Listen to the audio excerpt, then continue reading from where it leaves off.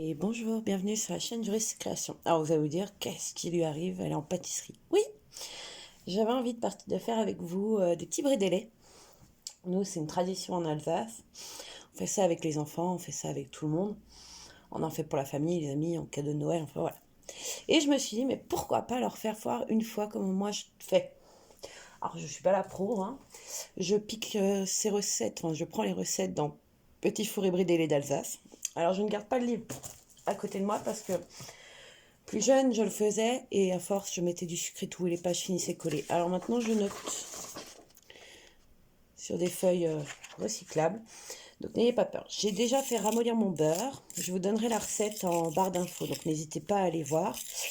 Là, j'ai 125 grammes de beurre pommade. Vraiment, il le faut pommade, hein. Un peu compliqué, c'est un peu long.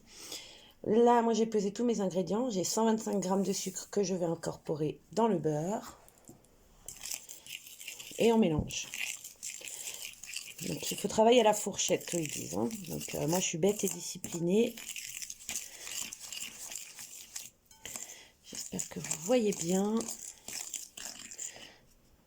Je vais diminuer un peu. Voilà, la luminosité.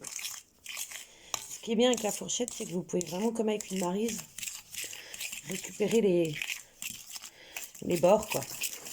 Donc, il faut que ça fasse une pâte un peu homogène. C'est pour ça que je vous dis que le beurre, c'est important qu'il soit un peu pommade. Vous sortez du frigo 1 heure avant et puis après, vous mettez au pire 30 secondes au micro-ondes. Je sais, en ce moment, bon voilà. Mais ça fait l'affaire. Je me suis bien sûr lavé les mains avant, hein, n'ayez pas peur. Puis la rigueur, c'est pour moi, c'est gâteau. Après, les noix. Ouais, je vais ajouter les noix d'abord. Moi, j'ajoute les noix, je mélange un petit peu. Alors, c'est des noix, de la poudre de... Enfin, poudre, farine de noix, ça dépend ce que vous voulez, comment vous l'appelez, que j'ai acheté torréfiée à une petite productrice qui était au marché de Noël ce week-end. Ça sent divinement bon. Vous sentez que c'était de la noix fraîche, qui n'est pas restée en sac pendant 6 mois. Là, ça devient un peu plus dur. Ça sent bon. Torréfié ou pas torréfié, hein. Ça, c'est à votre convenance. Donc là, c'est des petits sablés aux noix qu'on fait, enfin que je fais. Là, j'ai 2 œufs. Alors, soit vous les mélangez en amont, soit pas. Moi, perso, pas. Je les jette comme ça, parce que comme je vais travailler à la fourchette, je vais bien les fouetter au milieu de ma prépa. C'est pour ça que je mets les noix avant, parce que sinon, ça va amalgamer direct avec les noix. Et après, ça devient compliqué. Changer de main, je suis un peu fatiguée. Là, je fais une bouillie, hein, vous voyez.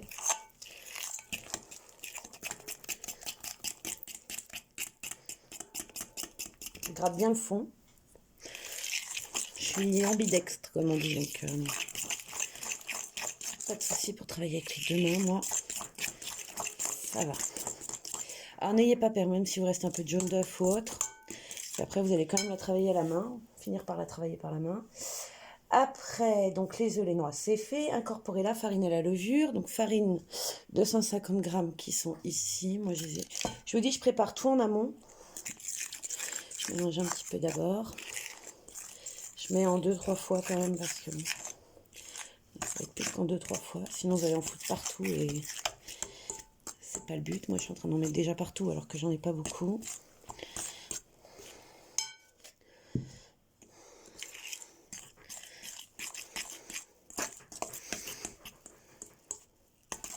pouvez mettre un torchon sous votre saladier. Vous voyez, j'ai bien incorporé les 2 premières parties de farine que j'ai mis. Là, je vais incorporer la 3e et je vais en faire une 4e après. Pareil, farine tamisée ou très fine. Moi, personnellement, c'est mes parents qui me la prennent chez un meunier, au moulin près de Belfort. Et franchement, elle est parfaite pour faire les pâtisseries. Très fine. Très, très fine. Là, il faut bien jouer avec votre pâte, hein. Faut pas hésiter. Et c'est pour ça que la fourchette, là, c'est super pratique.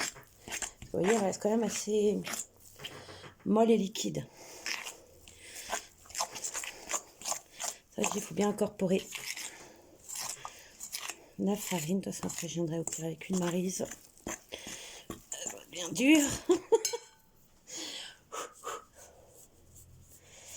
Là, je vais mettre d'abord, avant de finir avec la farine, je vais incorporer une cuillère à café de levure chimique. Je la mets dans ma farine et je mélange dans ma farine pour pas que ça fasse de grumeaux, pour pas que ça fasse n'importe quoi et qu'il y en ait partout.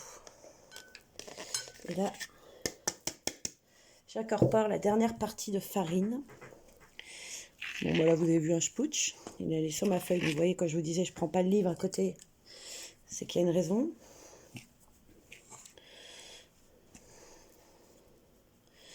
Là, je pense qu'il va falloir que j'aille jouer avec mes doigts. Mais j'attends. Alors, je suis quelqu'un qui a horreur d'avoir les doigts sales, on va dire, entre guillemets. C'est pas sale, hein. Là, c'est bon, elle devient moins collante. Donc là, on y va à la main, hein. Parce que moi, j'ai des ongles. Et je m'en fous, mais alors sous les ongles. Et après, je suis là à gratter sous mes ongles. Je vous raconte ma vie au passage. Là, vous essayez de la ramener toujours au milieu. Vous récupérez les bords qui sont pleins de farine. Faites-vous la travailler. Là, je me suis aidée de l'autre main. J'aime pas ça, mais bon. Pour le bruit, c'est ma table. Elle fait un boucan d'enfer. Alors là, vous avez deux choix qui vont s'opposer. Soit vous la baissez tout de suite et vous la mettez en forme, soit vous la laissez reposer un peu au frais. Alors moi, comme elle est molle encore, je vais la laisser reposer. Je prépare tout ce qu'il faut, les emporte-pièces et tout, et je reviens vers vous.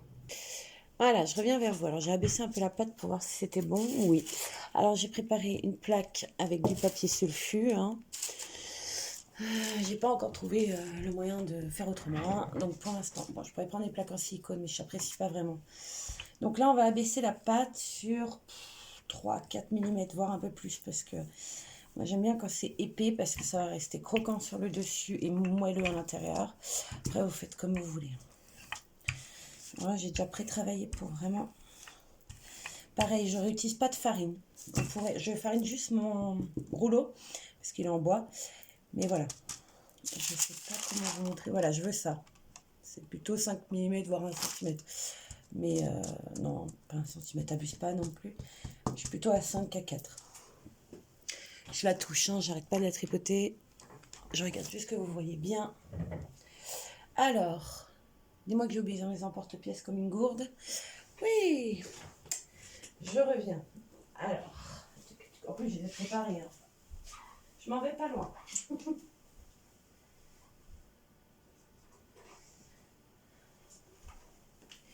Je fais une collectionnite aiguë des emporte-pièces, c'est-à-dire que j'en ai toutes les formes, toutes les tailles, tous les poids.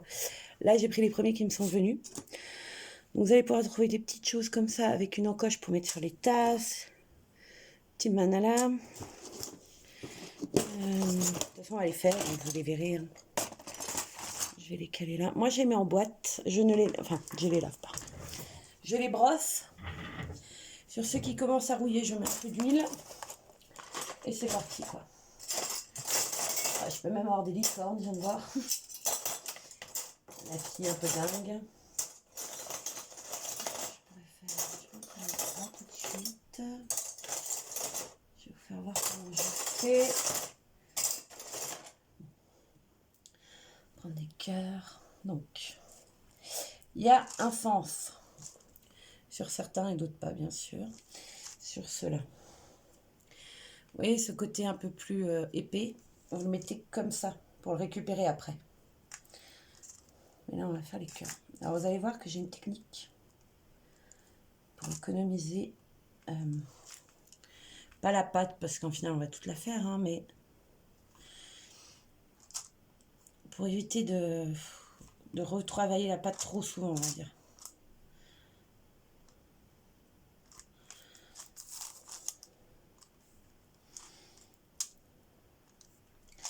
J'ai oublié de vous dire que c'est après la cuisson, c'est à 180, donc là mon four chauffe. Hein. Thermostat 6 au cas où, et ça cuit entre 8 et 10 minutes. Donc moi les miens vont cuire 9 minutes parce qu'ils sont un peu plus épais. 8, je pense que c'est pour 3 mm. 9, on va dire 9 entre 5 et... Pour 5 et... entre 4 et 5 mm, pardon. Et après, je les prends tout bêtement et je les pose sur ma plaque. Alors, je vais ne pas faire sur cette plaque-là la technique de l'œuf et du lait. Vous pouvez le faire si vous en avez envie. Parce que moi, je vais encore une fois les décorer derrière. Alors, vous n'êtes pas obligé. Hein. Il y a une plaque où je vais mettre beurre, enfin œuf et lait, pardon. Je vais me rapprocher la plaque. Vous voyez, j'ai un peu moins de... En plus, je ne l'ai pas travaillé à la farine de base. Il y a des petits morceaux de noix, là, je les sens sous les doigts. C'est pour ça que j'ai fait un peu plus épais. Ça, le matin, au petit-déj, franchement, vous en mettez un ou deux avec une clémentine. Plus il y a de la levure, n'oubliez pas, donc ils vont gonfler un petit peu. Hein.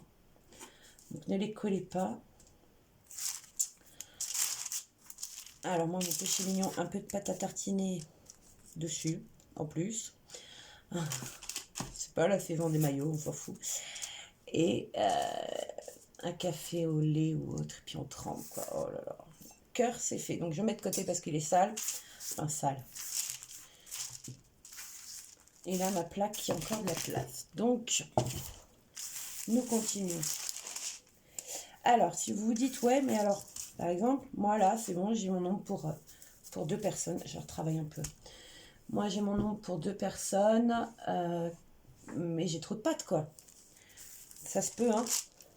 Moi, perso, je la mets en boudin, poche congélation et au congèle. Vous la décongelez, ou alors vous faites les formes, ça peut aussi, j'ai déjà vu. Moi, perso, je la congèle comme ça, je la mets en boule, au congèle. Quand j'en ai besoin, je décongèle mon pâton, je le retravaille et feu, quoi. N'hésitez pas à la tourner encore. Vous voyez vraiment les morceaux de noix, quand c'est vraiment de la noix, je ne vais pas dire pure, ça ne serait pas beau, mais... Alors là, mon rouleau colle, je récupère la farine qui est dans mon saladier et je frotte. Je suis pas la meilleure en pâtisserie, je suis pas la plus nulle non plus. Et puis André Bala, c'est pas méchant, j'en fais plus que... Je suis toute petite, ouais, là ça a collé. C'est pas grave. Voilà. J'espère que vous voyez toujours. Et bien sûr, je ne vois rien. Ouais. C'est parti. Des petits manalas, des petits manalas. Vous voyez, quand vous l'avez dans le bon sens et que la pâte ne colle pas, paf. C'est vraiment ce rebord là qui va vous aider à les récupérer. Alors quand ça m'arrive comme ça, je ne m'amuse pas à les mettre sur la plaque tout de suite. Ouais, voilà, j'ai le bon sens. Vous voyez, ils se tirent d'office de la pâte. Bon, pas tous, hein. C'est pas non plus les miracles. Ce que j'aime avec cette recette, je suis désolée, j'ai un petit chat dans la gorge. Ce que j'aime avec cette recette, c'est vraiment que ça va se fendre un petit peu, ça va, ouais, je sais pas comment expliquer. Ça va se fissurer, ça va être trop mignon. Je fais cette plaque avec vous, je la cuis et je vous fais voir la sortie du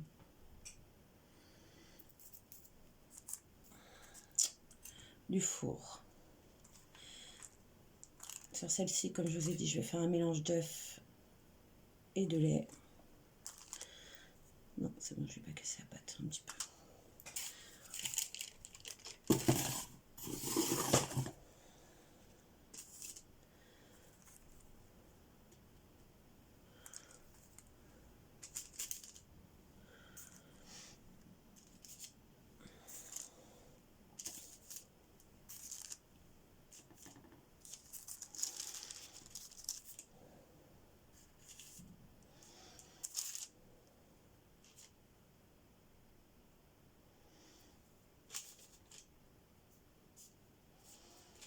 Alors j'ai tout cliné, mais en fait c'est des morceaux, j'ai toujours peur, mais non, c'est des morceaux de noix en fait.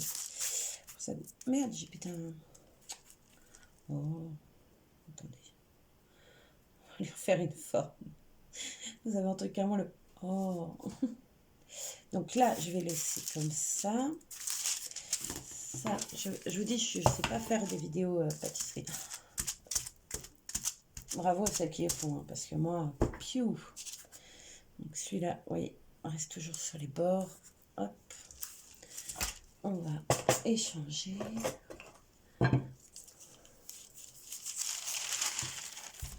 Ce papier, je le garde de côté pour les suivants. Je vous mets ça. Je vais chercher mon pinceau avec mon œuf et mon lait. Voilà, alors j'ai mélangé mon œuf et mon lait. Pour que ça soit un peu liquide quand même. Je ne mets pas un œuf entier, moi perso, je mets que le jaune. Chacune fait comme elle veut. Vous pouvez ne pas hésiter à me donner vos conseils, mais moi je fais comme ça et j'ai toujours fait ainsi et je ne changerai pas. Donc, vous voyez, j'arrose généreusement parce que mon mari adore ça. Quand j'en ai trop, quand vraiment j'ai une trop grosse couche, j'enlève un peu hein, parce que sinon ça devient une omelette sur le gâteau. Et là je réétale.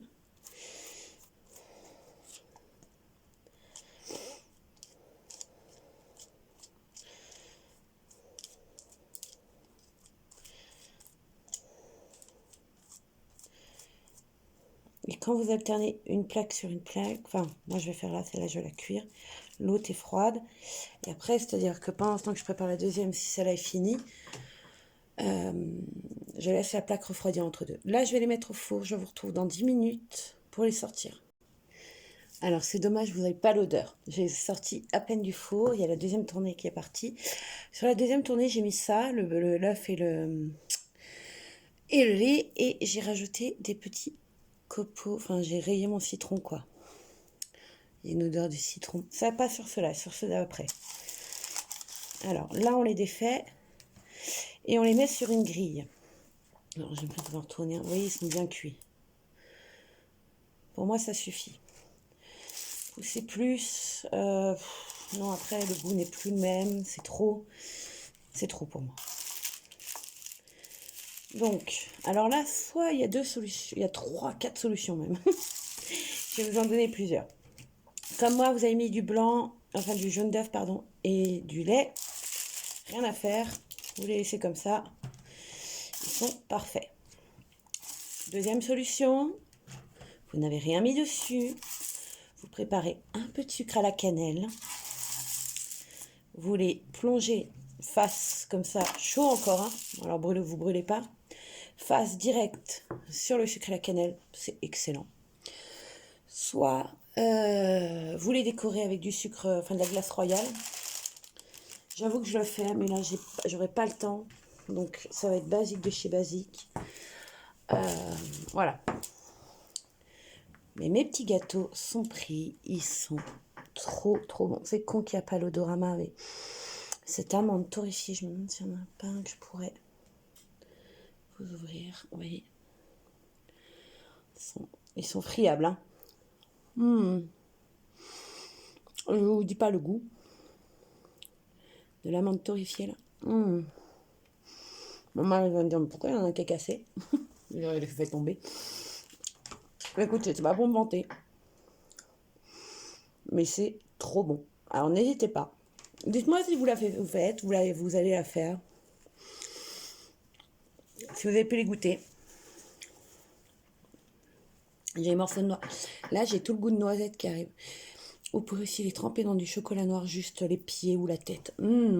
Trop bon. Voilà, je vous laisse là-dessus et je suis trop contente d'avoir fait ça avec vous. Et puis, dites-moi si ça vous amuse, si vous en voulez d'autres des recettes. C'est pas simple à faire. C'est ma première, mais dites-moi. En tout cas, n'hésitez pas à liker, à vous abonner. Voilà.